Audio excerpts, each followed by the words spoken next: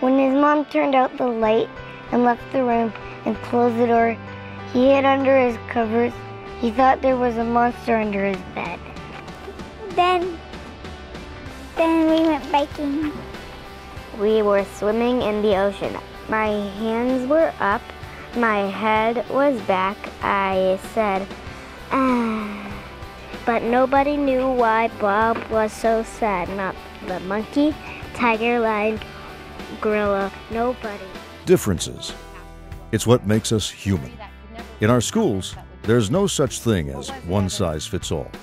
It's very important that we give the personalized learning and attention to each child because they're all at such different places in their writing, and each child needs a different kind of support system around them. I could just sit down for, a little bit and just say, wow, I really like what you did right there, and that'll keep the child going for the whole rest of the time just because I took that time to sit down with them. Some students learn by doing. Others by listening. Some draw. Others dance. Some write. Some paint. Others equate and calculate. Some take more time. Others, not enough. Our students are different, yet they're the same. Because in the end, they all share one thing: the attention of a teacher. I kind of like this line. Which one? I can't tell. Once upon a time in the land of sun and fun, in the warm, clear oceans of colorful fish. In the Writer's Workshop model, my students thrive upon individual feedback. What part do you think is giving you the most trouble? Probably from around here to here. So do you think you could restructure it like that? Yeah. I was playing a game of ping pong with an octopus. I with only 2 arms and him with 6 more. I know this is hard, but what part do you think is the best? I think watching the students when they share a piece that they have worked so hard on and they're so proud of, and they get the accolades from their peers who are their audience, and they have that sense of pride that I am a true writer, I am an author, and it just builds their self-esteem and helps them in every subject area as a result. Well, mine is like from the circus, and so she's kind of crazy and silly and gangly. The students really come up with their own idea. And I really like the eyelashes. What you want to give back is positive, critical feedback, something that's going to help the artist in the next project they do. I came up with the idea because I really like pandas, and I wanted to do something that was like something real. He just kind of started out as a very, very big kind of lumpy thing, and he ended up as a pretty big lumpy thing. So yeah, he used the shape and form really well, and I like how the hands are like reaching to the leg for like support and balance. Everyone comes with a different mark. That's what they do with their signature. And so in order to develop that, they have to have that venue. They're not always going to have that opportunity. So it's so important for them to have this place where they feel like they can express themselves. Like when you write, you use voice. And so it's the same thing in art. You portray yourself in the art you make. I think it's really important for the students to really learn about their own creativity and be confident with it.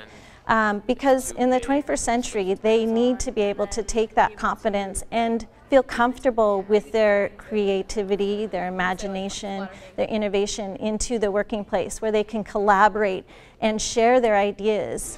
To see that it actually works, it made me feel pretty good that it was actually successful.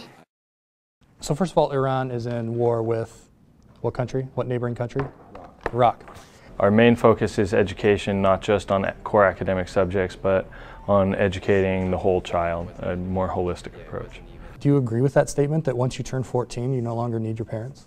In this kind of place where it's it's not as, life comes at you faster, kind of like bombings and all that kind of stuff, maybe at 14 you wouldn't need your parents as much. Cool.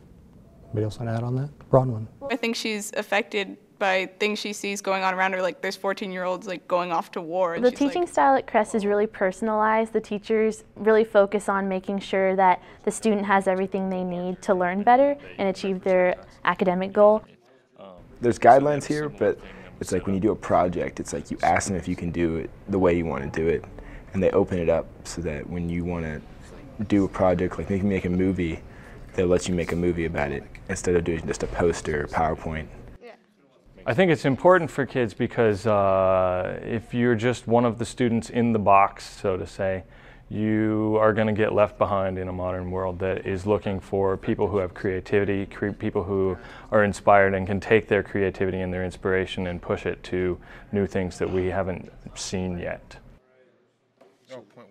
This year, the Mercer Island School District 2020 vision articulates a new commitment to personalized learning, preparing students for our rapidly changing world.